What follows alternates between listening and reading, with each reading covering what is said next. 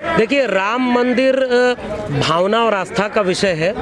राम मंदिर से शिक्षा और रोजगार नहीं मिलने वाला, ये सब लोग जानते हैं। हम तो इस बात के लिए चिंतित हैं कि आज़ाद भारत की बुनियाद जिस संविधान के आधार पर रखी गई, उसमें मंदिर बनाना राज्य और सत्ता की जिम्मेदारी नहीं थी। उसकी जिम्मेदारी थी विश्वविद्यालय बनाना, उसकी जिम्मेदारी थी नौकरी और रोजगार के अवसर मुहैया कराना, किसान मजदूर को 2 वक्त की रोटी की बात करना। धार्मिक लोगों का काम है मंदिर बनाना, वो धर्म के ठेकेदार जो हैं उनके जिम्मे छोड़िए।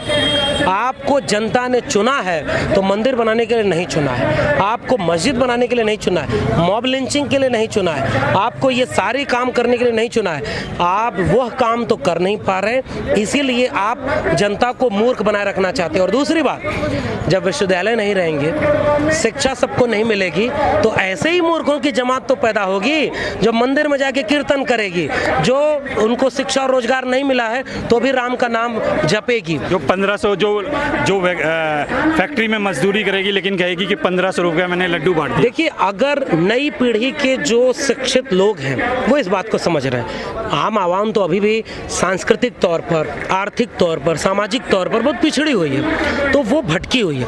विश्वविद्यालयों में पढ़ने वाली पीढ़ियां इस तरह के छलावे के खिलाफ खड़ी होती, सवाल करती। अगर यह सवाल पूछा जाता तो इनका एजेंडा डाइल्यूट होता। इसीलिए तो विश्वविद्यालयों को बर्बाद किया जा रहा है। एक विश्वविद्यालय में पढ़ने वाला व्यक्ति ना, जब घर अपने बात करता है तो उसके बाप भी उससे पूछते हैं कि डिग्री पूरी हो गई तो नौकरी मिलेगी कि नहीं।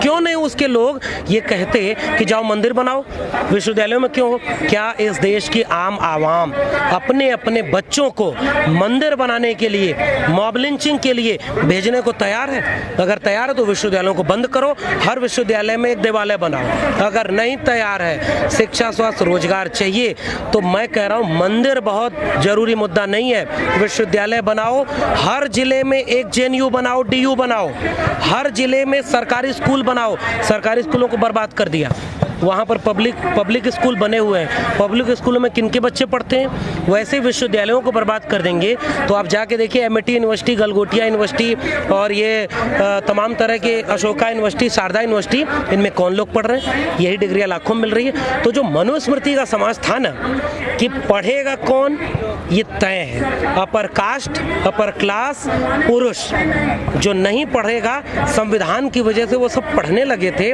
सवाल पूछने लगे थे। इन सवालों से डरने वाले लोग, झूठे जुमलों में फंसाए रखने वाले लोग, उनकी जिम्मेदारी यह थी कि और विश्वविद्यालय बनाते, वो विश्वविद्यालयों को बर्बाद कर रहे हैं। इसीलिए धर्म, जाति, इन सब की चीज़ों में उलझा रहे हैं। जो बाबा काला धन के नाम पर पिछली सरकार में आंदोलन कर रहा था, इस सरकार में वो करोड़ों रुपए अपना मुनाफा बढ़ा चुका है। सैकड़ों फीसदी उसका मुनाफा बढ़ गया स्वदेशी के नाम पर। जो खुद सत्ता की दलाली कर रहा है, जो सत्ता के खिलाफ एक वक्त नहीं पूछ सकता है कि काला धन तुम क्यों नहीं लाए, दोबारा तुमको मौका मिल गया है, उसकी मानसिक विक्षिप्तता ये है कि वह संविधान विरोधी बयान दे रहा है। उस टीवी चैनल पर, बाबा रामदेव पर केंद्र सरकार को बयान देना चाहिए कि क्या वह रामदेव के इस विचार से सहमत है। अगर सहमत है तो अंबेडकर, फूले, पेरियार को घोषित तौर पर ये कहें कि वो देश विरोधी लोग हैं। अगर नहीं सहमत है तो तुरंत FIR करिए रामदेव पर, उस टीवी चैनल पर, क्योंकि आपका संविधान ही जिसने बनाया वो बाबा साहब अंबेडकर, उनके नेतृत्व में बना। फूले, पेरियार जिन्होंने ब्राह्मणवादी, मनुवादी सत्ता के चुनौती को ललकार करके ध्वस्त किया और समतावादी समाज बनाया। ज्योतिबा फूले, सावित्रीबाई फूले, फातिमा शेख को, और बामसेप में कहाँ लिखा है कि जो अपर कास्ट है, जिन्होंने हमारा शोषण किया, उनको देश से निकालो। चाहे बामसेप हो, पेरियार हो, फूले हो, अंबेडकर हो, मंडल हो, कांशीराम हो, इन्होंने क्या सवाल किया? जिसकी जितनी संख्या भारी, उसकी उतनी हिस्सेदारी। इस देश के संसाधनों पर, इस देश में शिक्षा में, रोजगार में, स्वास्थ्य में दलित, पिछड़े, आदिवासी, अल्पसंख्यक और महिलाओं की हिस्सेदारी है कि नहीं है? क्या यह भारत विरोधी बयान है? क्या यह आतंकवाद है? अगर यह आतंकवाद है तो हमें मंजूर है आतंकवादी होना। अगर आतंकवाद नहीं है तो केंद्र सरकार तत्काल ये निर्णय ले कि वो बाबा रामदेव और उस टीवी चैनल के ऊपर FIR दर्ज करती है, क्योंकि ये संविधान विरोधी है, ये बहुजन विरोधी है, सामाजिक न्याय विरोधी है। यही बाबा थे जो कहते थे कि काला धन वापस आएगा, जैसे आपने कहा पेट्रोल 30 से 35 रुपए 40 रुपए मिलेगा, तो कैसे लगता है? ये बाबा काला धन वापस लाया होगा तो अपने बिजनेस में लगाया होगा, क्योंकि देश को तो इसने नहीं बताया कि उसका बिजनेस कई गुना बढ़ गया। ये बाबा अगर पेट्रोल सस्ता पा रहा होगा तो सकता खुद की गाड़ियों के लिए पा रहा होगा।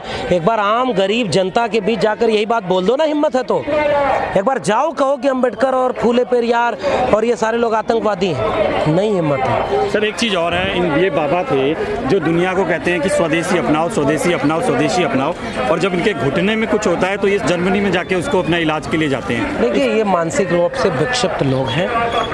ऐसे ही विक्षिप्त लोगों की प्रतिशत और बढ़े, ऐसे ही संविधान विरोधी सांप्रदायिक लोगों का प्रतिशत और बढ़े।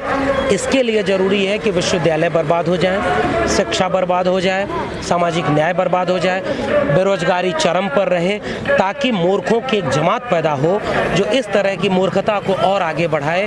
हम उस मूर्खता में शामिल नहीं हैं, हम इन सारे लोगों का विरोध करते हैं। सर आखिरी सवाल है, बहुजन समाज से जुड़ी हर खबर को